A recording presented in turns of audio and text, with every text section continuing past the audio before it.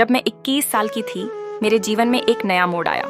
मेरे माता पिता ने मेरी शादी तय कर दी थी, क्योंकि उनका मानना था कि मेरी उम्र बढ़ने से पहले इसका फैसला करना आवश्यक था। वे व्यापारी नहीं थे, बल्कि जमीन बेचने का काम करते थे और दहेज की परंपरा से बचने के लिए एक ऐसा रिश्ता खोज रहे थे जहां दहेज न देना पड़े। जब एक लड़के का प्रस्ताव आया जो मुझसे 15 साल बड़ा था, मैं इसकी उम्र को देखकर मना कर गई, लेकिन मेरे माता पिता ने मेरी खुशी की परवाह किए बिना रिश्ता स्वीकार कर लिया। शादी के बाद सास और पति से उम्मीदें बढ़ती गईं। 21 साल की एक लड़की को 26 साल की जिम्मेदारियों को संभालने के लिए कहा गया।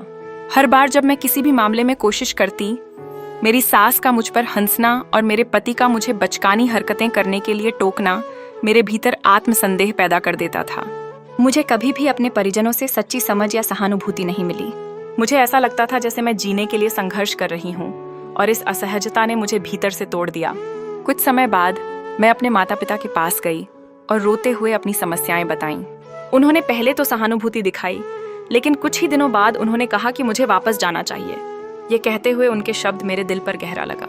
जब माता पिता ही मेरी पीड़ा नहीं समझ पाए, तो मैं और किससे उम्मीद कर सकती थी। मैंने अपने पुराने जीवन को छोड़ते हुए 22 साल की उम्र में दिल्ली जाकर पार्लर में काम करना शुरू कर दिया। यह मेरे लिए बिल्कुल नया अनुभव था, लेकिन इसी बीच मैंने आत्मनिर्भरता की राह अपनाई और आज अपना खुद का पार्लर चला रही हूँ। मेरे माता पिता से अब कोई संबंध नहीं है और न ही पति के परिवार से। यह सच है कि जीवन सबके लिए एक जैसा नहीं होता। आज की लड़कियों को चाहिए कि वे शादी के बाद अपने सपनों और आकांक्षाओं को बराबर महत्व दें। चाहे वे लव मैरिज करें या अरेंज मैरिज, मायका उनके लिए हमेशा साथ नहीं देगा। यह एक कठोर सत्य है। हर लड़की को अपनी पहचान बनाने की दिशा में कदम बढ़ाना चाहिए। आपकी राय क्या है? मुझे कमेंट करके बताएं।